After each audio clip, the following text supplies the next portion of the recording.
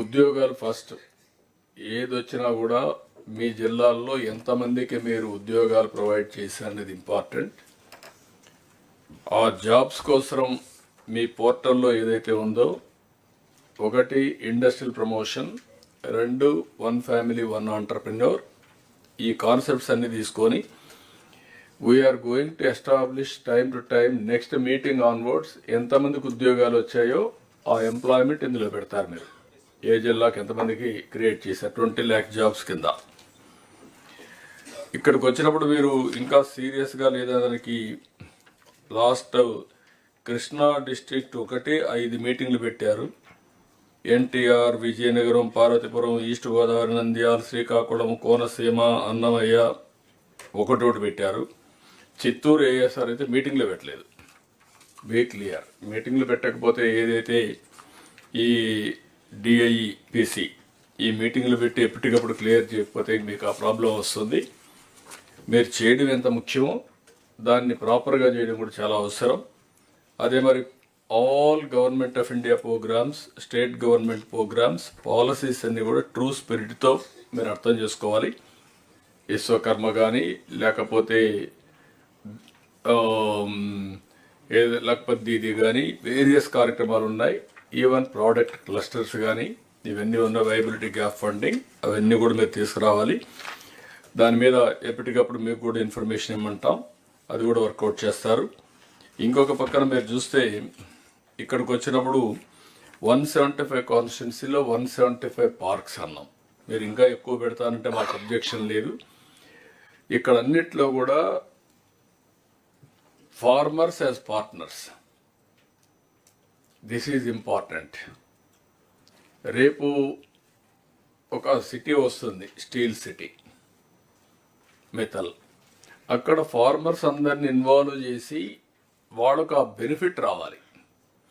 అమరావతి ఎట్లొచ్చిందో రేపు రాబోయే రోజుల్లో అక్కడ ఒక టౌన్షిప్ వస్తుంది. ఆ టౌన్షిప్లో మనం కొంచెం ఎక్కువ ల్యాండ్ తీసుకొని ఆ ల్యాండ్ తిరిగి వాళ్ళకి ఇస్తాం.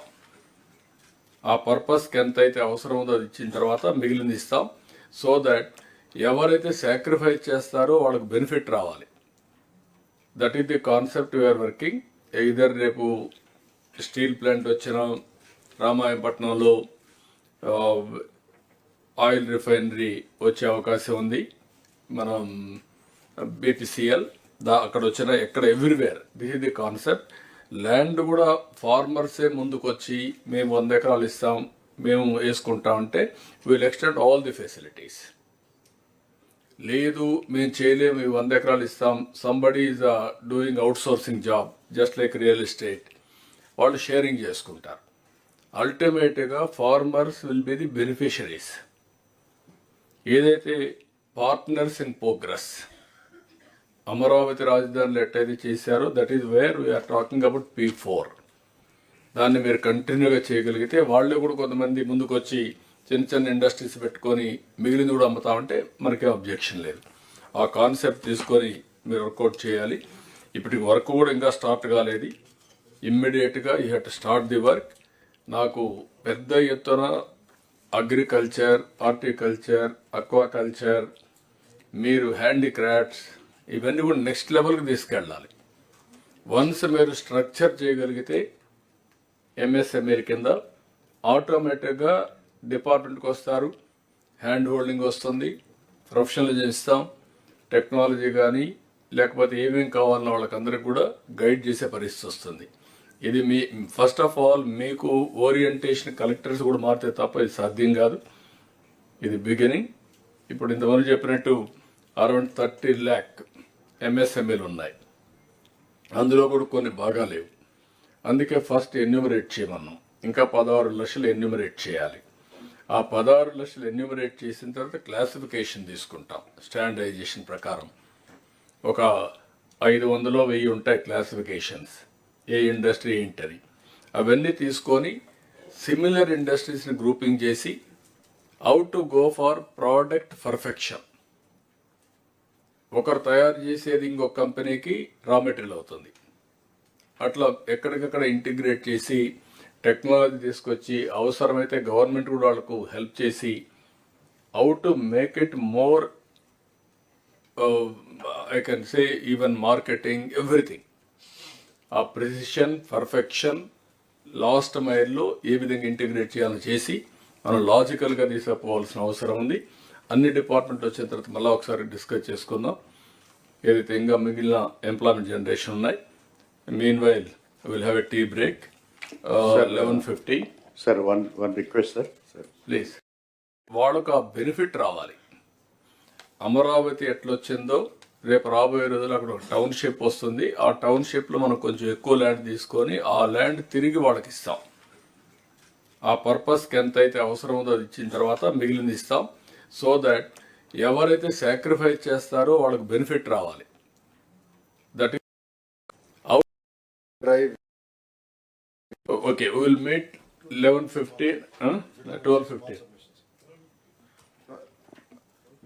Honorable Chief Minister గారు క్యాబినెట్ సబ్ కమిటీ కూడా వేశారు ఆన్ క్రియేటింగ్ 20 lakh జాబ్స్.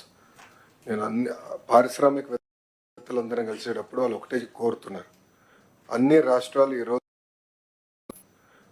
రాష్ట్రాలు ఈరోజు పెట్టుబడుల కోసం పోటీ పడుతున్నాయి. స్పీడ్ ఆఫ్ డూయింగ్ బిజినెస్లో మనం బీట్ చేయాలి. కేవలం ఇన్సెంటివ్స్, వాటర్ అలాట్మెంట్ అవి కాదు. సో ఫీల్డ్కి దగ్గరుండి even renewable energy project 72 gigawatts with honourable CMs vision. దానికి కావాల్సిన నిన్న కూడా ఓవర్ డిన్నర్ వి డిస్కస్. దానికి కావాల్సిన man power again in skill development department we are working on it. But speed of doing బిజినెస్లో we have to beat them. We have to please discuss with me on days. So he has specifically told me in that meeting. So I request all of your cooperation to deliver in days and not in months. Thank you. No, ఇప్పుడు మీకు గుర్తుపెట్టుకోవాల్సింది ఒక RC మిత్తలు వచ్చి steel plant పెడతామంటే వాళ్ళకి iron ore NMDC నుంచి రావాల్సి వస్తే వాళ్ళు మేము పెల్లెట్స్ తెస్తాం ఇక్కడ ఇస్తాం, వాళ్ళు ఏమి కన్సెషన్ అడగడం లేదు. ఓపెన్ మార్కెట్లో ఇస్తారు. ఓపెన్ మార్కెట్ ప్రకారం every time they will decide the price బట్టి అందరికి సప్లై చేస్తారు. వాళ్ళు అడిగింది ఏంటంటే మాకు పైప్ లైన్ ఉంది, అక్కడ ఇమ్మనండి, మాకు రా మెటీరియల్ ఇస్తే మేము స్లర్రీ తెచ్చుకుంటాం, మాకు కాస్ట్ తగ్గుతుంది, రెండోది మాకు కంఫర్ట్ వస్తుంది, నేరుగా ప్లాంట్కి వస్తుంది అనేది వాళ్ళ ఐడియా. దానికోసం నేను అందరికీ ఫోన్లు చేసి రిక్వెస్ట్ చేస్తున్నాను. నేను ఎందుకు రిక్వెస్ట్ చేయాలి? కుమారస్వామికి ఇప్పుడు 3 సార్లు ఫోన్ చేశాను. అదే మరి ఎన్ఎండిసి చైర్మన్కి ఫోన్ చేశాను. అంటే మేము ఏ విధంగా పర్సనల్గా ఫాలో అప్ చేస్తున్నామంటే వాళ్ళకు ఒక నమ్మకం, నీకు ఒక phone call, you telephone to me అని మేము చేస్తున్నాం. మీలో ఆ సీరియస్నెస్ రాకపోతే మేము చెప్పిన తర్వాత మీరు ఒక చెవిలో ఈనేసి ఇంకొక చెవిలో వదిలిపెడితే it is the reflection of the government. అక్కడే ప్రాబ్లమ్స్ ఉంటాయి. All administration has to gear up. Once ఇదైతే ఇప్పుడు ఉదాహరణకు విశాఖపట్నం మొన్న TCS 10,000 జాబ్స్ ఇస్తామని ముందుకు వచ్చారు. 10,000 కూడా ఎక్సీడ్ అవుతాయి. అది వచ్చినప్పుడు మీరు ప్రోయాక్టివ్గా వాళ్ళని ఎన్కాష్ చేసుకుంటే అక్కడ బెనిఫిట్ వస్తుంది మీకు. అదే సమయంలో ఇక్కడ IBM లేకపోతే TCS, IIT మెడ్రాస్ ముగ్గురు కలిసి క్వాంటమ్ కంప్యూటింగ్ కోసం డీప్ టెక్నాలజీ పోవాలని they are coming with investment. That is what every industrialist, and that is why every industrialist is now looking at Andhra Pradesh. While important projects we will drive, we can drive and we will drive, but there will be even 10 crore investor, 5 crore investor. MSMEs are where 80% of the jobs get created. So I request all of you to take every investment very, very seriously. I cannot emphasize this more. We have to beat other states in speed of doing business. And that is, the Honorable CM గారు నిన్న ఒక ఒప్పందం గూగుల్తో కుదిరించుకుంటే sir said no more months. Please discuss with me on days. So he has specifically told me in that meeting. So I request all of your cooperation to deliver in days and not in months. Thank you.